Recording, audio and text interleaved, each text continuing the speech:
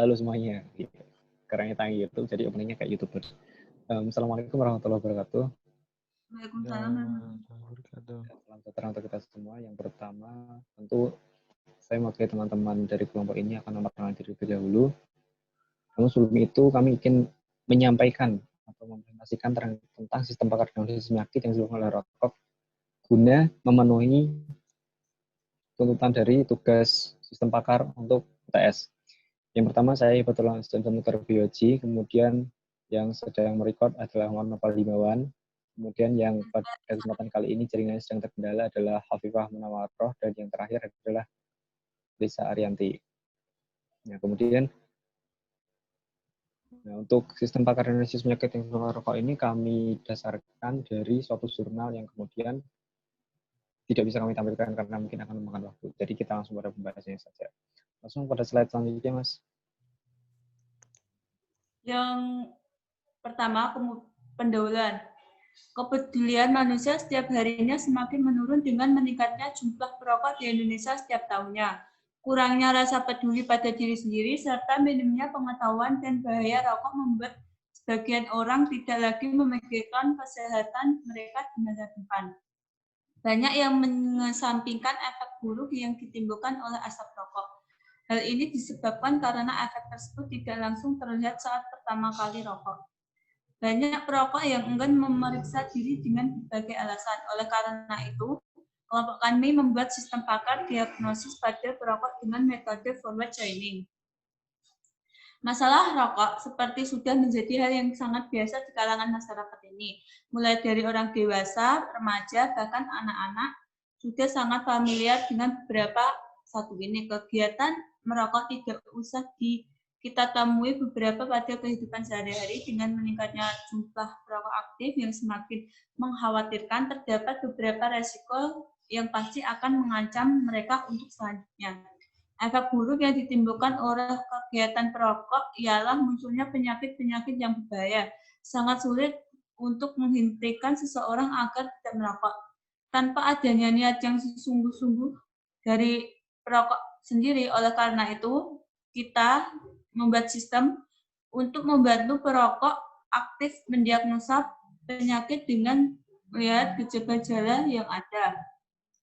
Sistem pakar merupakan suatu program yang disengaja dibuat dengan tujuan mendapatkan suatu kesimpulan, jawaban, atau solusi yang mendekati atau mirip dengan seorang pakar dalam bidang tertentu. Forward chaining merupakan teknik pencarian kesimpulan yang beralur maju, diawali dengan memberikan beberapa informasi fakta yang kemudian harus dijawab sesuai fakta untuk dapat menentukan suatu kesimpulan akhir dari informasi yang telah diberikan. Jenis-jenis penyakit yang disebabkan oleh rokok adalah ada 11, yaitu kanker mulut, kanker tenggorokan, kanker paru-paru, kanker payudara, kanker kandung kemih, stroke, bronkitis, impoten, GERD atau penyakit asam lambung, PPOK, penyakit paru obstruktif kronis, dan radang gusi. Dan pada tabel di samping menerangkan daftar penyakit yang digunakan dalam sistem.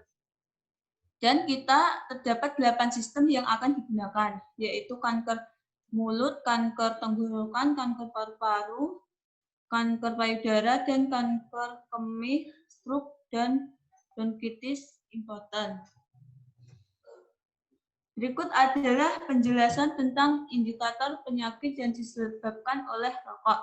Yang pertama, perubahan suatu serta sulit atau rasa sakit saat menelan serta mengunyah merupakan ciri-ciri jenis penyakit kanker mulut. Yang kedua, pembengkakan pada wajah dan leher, kanker mulut dan kanker tenggorokan, kanker paru-paru. Yang ketiga adalah bercak kemerahan atau putih dalam mulut dan lidah, rasa sakit atau mulut nyeri merupakan ciri-ciri kanker mulut juga. Yang keempat, pendarahan pada rongga mulut dan gigi tunggal dengan sendirinya, yaitu merupakan ciri-ciri kanker mulut juga.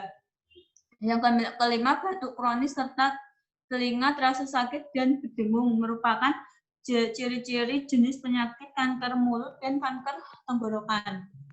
Yang keenam, timbul benjolan yang muncul di sekitar mata, rahang, leher, dan tenggorokan merupakan ciri-ciri penyakit kanker tenggorokan dan kanker paru-paru. Yang ketujuh, pembengkakan kelenjar getah bening merupakan kanker tenggorokan dan kanker paru-paru pula. Yang selanjutnya, gatal-gatal atau rasa sakit pada payudara atau ketiak serta perubahan ukuran atau bentuk puting merupakan bentuk penyakit kanker paru-paru. Kemudian kemunculan benjolan pembengkakan yang kemerahan pada ketik atau payudara atau kulit payudara yang menebal serta keluarnya cairan dari puting dan biasanya disertai darah merupakan penyakit paru-paru dan kanker payudara. Selanjutnya kita akan menjelaskan dan terdapat tabel tersebut kita menerangkan hubungan antara gejala dengan penyakitnya. Penyakit kanker mulut memiliki gejala-gejala diantaranya adanya perubahan suara serta sulit atau rasa sakit saat menelan serta mengunyah, pembengkakan pada wajah dan leher, bercak kemerahan atau putih dalam mulut dan lidah, rasa sakit atau mulut nyeri, serta pendarahan pada rongga mulut dan gigi tunggal dengan sendirinya. Satu gejala dapat dimiliki oleh lebih dari satu penyakit. Contohnya, penyakit kanker mulut dan kanker tenggorokan memiliki gejala yang sama, yaitu adanya perubahan suara serta sulit atau rasa sakit menelan serta mengunyah, dan pembengkakan pada wajah dan leher. Selanjutnya akan menjelaskan tentang representasi pengetahuan. Yang pertama adalah perubahan suara. Yang pertama, kanker mulut dengan ciri-ciri perubahan suara serta sulit atau rasa sakit pada saat menelan serta mengunyah. Yang kedua, pembengkakan pada wajah dan leher. Yang ketiga, bercak kemerahan atau putih dalam mulut dan lidah terasa sakit dan mulut nyeri. Yang keempat, pendarahan pada rongga mulut dan gigi tunggal dengan sendirinya. Yang kedua, kanker tenggorokan. Yang pertama, perubahan suatu serta sulit atau rasa sakit dengan menelan serta mengunyah.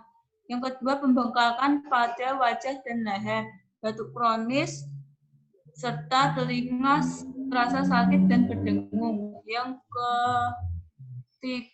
keempat, timbul benjolan yang muncul di sekitar mata, rahang, leher, dan tenggorokan. Yang kelima, pembengkakan kelenjar getah bening. Kemudian kanker paru-paru. Kanker paru-paru perubahan suatu serta sulit atau rasa sakit saat menelan serta mengunyah, pembengkakan pada wajah dan leher, batuk kronis serta telinga terasa sakit dan berdengung. Kemudian kanker payudara. Yang dengan ciri-ciri gatal-gatal atau rasa sakit pada payudara atau ketiak serta perubahan ukuran atau bentuk puting. Kemudian kemunculan benjolan atau pembengkakan yang kemerahan pada ketiak atau payudara atau kulit payudara yang menebal, serta keluarnya cairan dari puting atau biasanya disertai dengan darah. Kemudian kanker kandung kemih.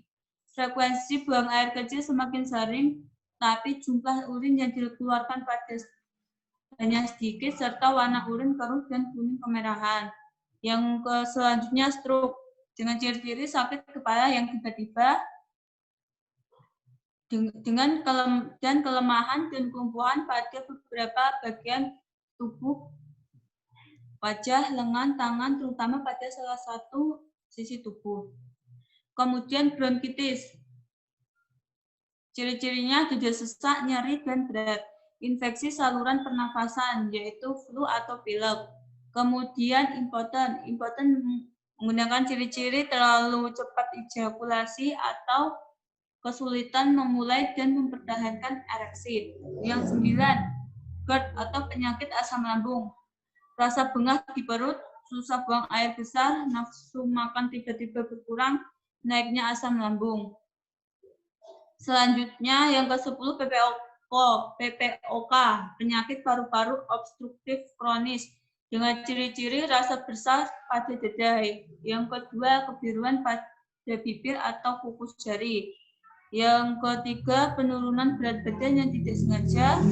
Selanjutnya, luka pada pergelangan kaki, tangan, atau tungkai. Yang selanjutnya, radang gusi. Radang gusi, nyeri pada mengunyah. Gusi terasa lunak jika disentuh. Keluarnya nanah pada bagian yang membatasi gigi dan gusi. Selanjutnya akan dijelaskan oleh teman kami yang bernama Naufal.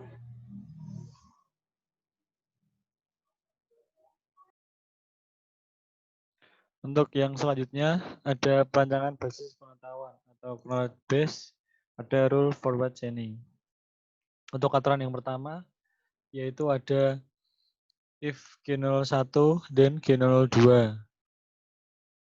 hingga ke if G02 and G003 dan P01 atau angkat mulut. Yang selanjutnya aturan kedua yaitu yang pertama ada if G01 dan G002. Hingga yang terakhir ada if G007 and G02 dan P002 atau angkat tenggorokan. Yang selanjutnya ada aturan yang ketiga yaitu if G01 dan G02 hingga ke if G07 and G002 dan P003 atau kanker paru-paru.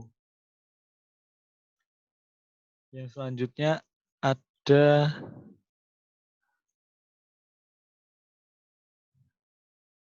if G010 and G011 dan P005 atau kanker kandung kemih. Aturan yang selanjutnya ada if G012 dan G013 hingga ke if G013 and G014 dan P006 atau stroke. Aturan yang keenam ada if G015 dan G016 hingga ke if G016 and G017 dan P07 atau bronkitis. Selanjutnya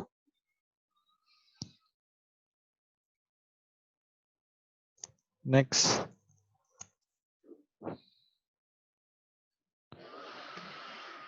Untuk yang selanjutnya atau aturan ketujuh, yang pertama ada if G015 dan G016 hingga ke if G016 and G017 dan P07 atau bronkitis.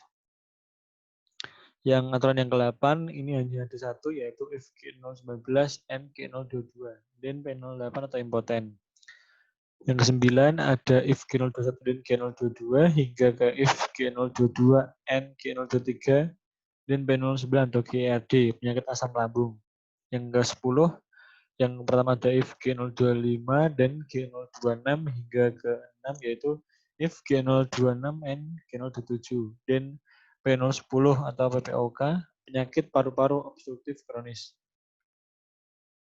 Yang ke-11 ada if 29 dan G030 hingga ke if G030 and G031 dan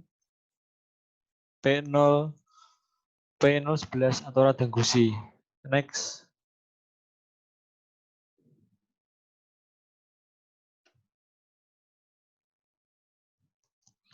Yang selanjutnya ada perancangan basis pengetahuan atau knowledge base rule backward chaining.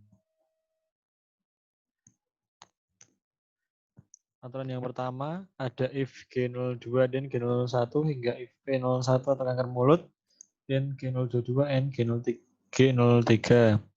Aturan yang kedua ada if G02 dan G01 hingga if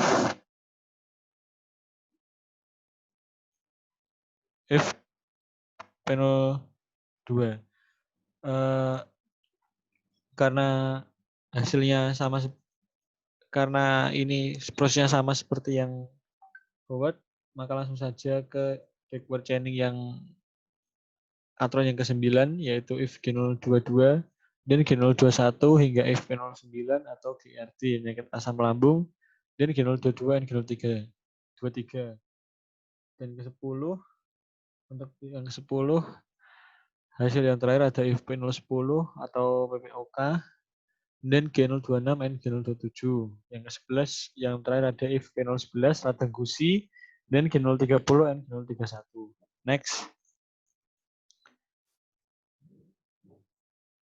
Untuk yang selanjutnya akan dijelaskan oleh teman saya yaitu Ufi.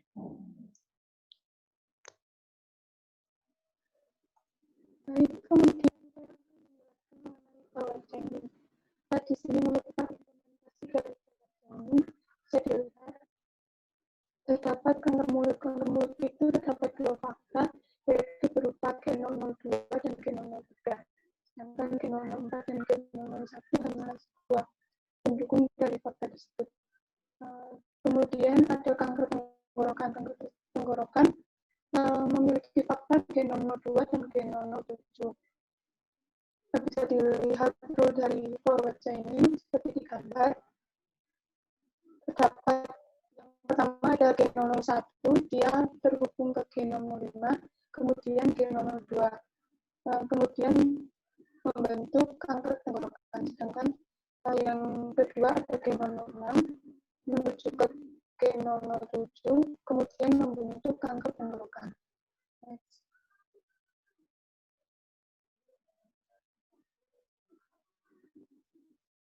Selanjutnya ada kanker paru-paru.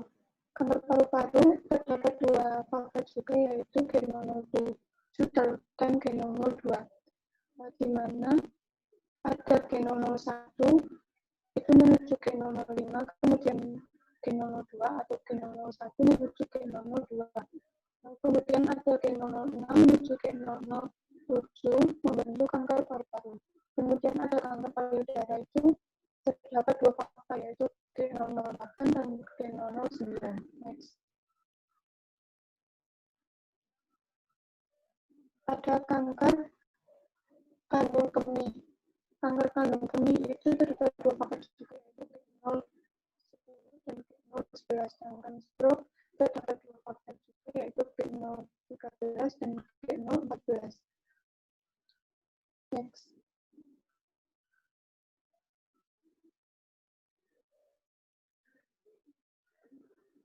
Mungkin rule dari forward chaining bisa dilihat di setiap slide-nya, atau bisa dilihat di dalam gambarnya.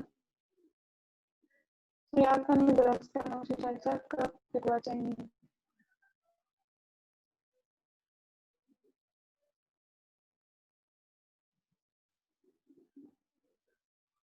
Mungkin bisa di-share screen yang kedua chaining.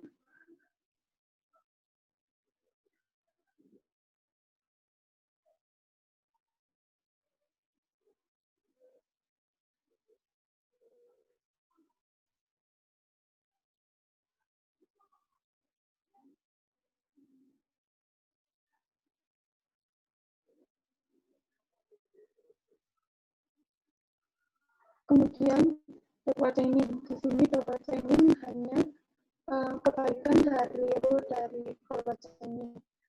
Di sini pertama kita mulai dari kanker mulut, kemudian kanker mulut akan menuju ke G003 atau G002, kemudian G002 dan G003 itu saling berhubungan, kemudian G002 bisa menuju ke G001 atau G003 bisa juga menuju ke G001, sedangkan G001 menuju ke G005. Kemudian ada kanker tenggorokan. Kanker tenggorokan juga kebalikan dari forward chaining. Dia berawal dari kanker tenggorokan pertama, kemudian menuju ke gejalanya, yaitu ada G002 dan G007. G002 dan G007 itu merupakan bentuk fakta. Kemudian dia bisa menuju ke, contohnya G002 bisa menuju ke G001 atau G002, sedangkan G005 bisa menuju ke G001. Kemudian G007 bisa menuju ke G006. Next.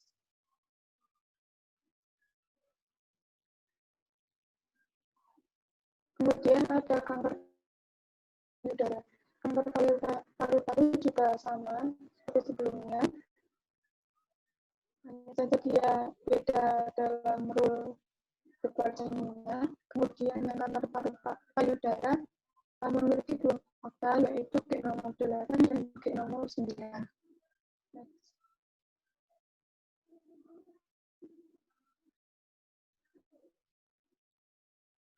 Next.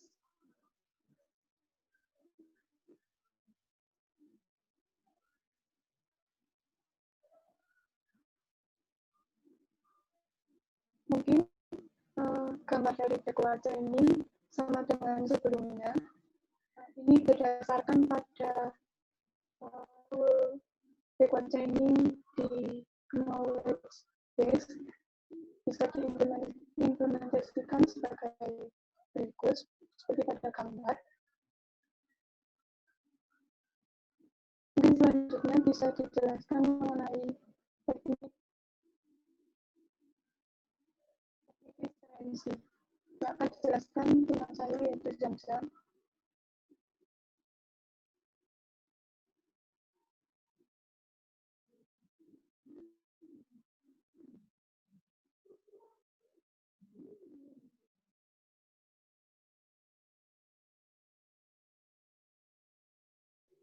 Referensi. Sedang memperbaiki jaringan, jadi nggak terlalu fokus. Gimana tadi sampai mana? Oh, referensi, ya. Seperti yang telah diketahui, teknik referensi ini suatu teknik yang digunakan untuk mendapatkan informasi dari suatu informasi. Nah, karena tadi udah dijelaskan knowledge base tentang power chaining sampai ke backward chaining-nya. Nah, ini kesempatan untuk teknik referensinya. Nah, seperti yang telah diketahui, kode dari G04 menuju pada G01. Kemudian atau ini maksudnya adalah G01 bisa memilih antara G03 maupun G02 menggunakan variabel R1 dan R2, di mana G02 dan G03 ini telah diketahui sebagai fakta. Gitu. Nah, ini untuk kasus kanker mulut. Nah, kemudian untuk kasus kanker tenggorokan yang kita ketahui bahwa G02 dan G007 adalah suatu fakta, di mana G07 dapat berdiri sendiri, dan diketahui bahwa G006 merupakan suatu arah yang menggunakan variabel R9. Nah, dari fakta G02 dapat diketahui bahwa dia bisa mengarah pada G05 atau G02 menggunakan variabel yang telah tertera pada gambar. Lanjut, Mbak.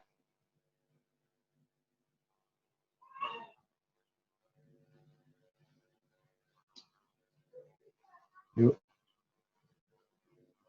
Ya, udah ganti belum sih? Nah, kanker payudara, yang seperti yang kita ketahui, bahwa kasusnya hampir sama seperti kanker mulut tadi ya. Yang kita ketahui bahwa faktanya adalah G07 dan G02, di mana G07 ini berdiri sendiri menggunakan variabel R17 dapat menjumpai pada titik ke G006. Kemudian fakta yang kedua yaitu G002 menggunakan variabel R15-21 dapat menghinggapi ke G005 maupun G05 atau G01 menggunakan variabel yang tertera di gambar.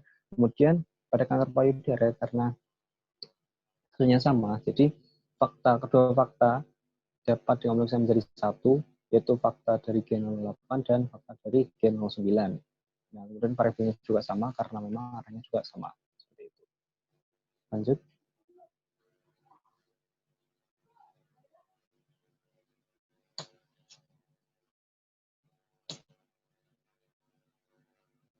Nah, mungkin bisa langsung ke backward chaining ya, Mbak, karena pembahasan tentang forward chaining ini sudah garis besarnya sama seperti beberapa yang sebelumnya. Nah, ini langsung backward chaining. Terima kasih. Yang pertama adalah kanker mulut. Nah, seperti yang kita ketahui, kasusnya sama knowledge base-nya seperti yang sebelum-sebelumnya, bahwa untuk backward chaining adalah kebalikan dari formula. Yang seperti yang kita ketahui bahwa kecil gambarnya. Siapa sih buat? Backward chaining sendiri untuk yang pertama adalah kanker mulut. Kanker mulut seperti yang kita ketahui bahwa faktanya di sini adalah G002 dan kemudian dua fakta ini dihubungkan untuk dapat terhubung ke titik selanjutnya yaitu G01 dan G04. Di sini yang dimaksud adalah antara G02 maupun G03 bisa melakukan suatu perpindahan atau penyesuaian dengan bergiliran. Tidak. Kemudian yang selanjutnya ada kanker tenggorokan yang kita ketahui bahwa ada 2 fakta yaitu G02 dan G07. Untuk yang pertama G07 menggunakan variabel R9 dapat menuju pada titik ke G06. Yang kemudian untuk fakta yang kedua yaitu G002 menggunakan variabel R30 maupun R7 dapat ke arah G005 maupun G01. G05 atau G01 seperti itu. Lanjut. Nah, untuk kanker paru-paru, ini gambarnya hampir sama. Kanker paru-paru, gambarnya hampir sama ya, seperti yang tadi kanker mulut. Ya, kita ketahui ada 2 fakta, yaitu G07 dan G06. Yang berbeda mungkin hanya variabelnya ya, seperti itu. Nah, cara membacanya ya sama, karena memang bagan atau garisnya, ya, garis apelnya adalah sama. Nah, kemudian untuk kanker payudara, ada 2 fakta yang kemudian saling berhubungan menggunakan variabel yang sama yaitu R23 yaitu G09 dan G08 saling terhubung karena ada fakta yang bersama. Lanjut. Nah, satu lagi ya, karena setelah ini sudah selesai Mbak untuk paper training. Nah, karena kanker sudah. Nah, ya, tadi karena paper training kira-kira garis besarnya seperti itu pembahasannya. Jadi mungkin kita cukupkan saja. Nah, namun karena ada pembahasan pertama, kami buat PPT ini berdasarkan salah satu jurnal yang membahas tentang penyakit yang disebabkan oleh rokok. Kemudian kedua, bahwa ada permintaan dalam program yang mana implementasi dari PowerPoint kami ini harus diimplementasikan ke dalam suatu program yang memang benar-benar dapat dirasakan oleh masyarakat seperti itu, terutama pada kami sendiri yang berat. Nah, kemudian untuk pembahasannya mungkin program yang akan kami gunakan adalah bahasa pemrograman Python yang mungkin bisa diinisiasikan dan mungkin lebih mudah dipahami begitu.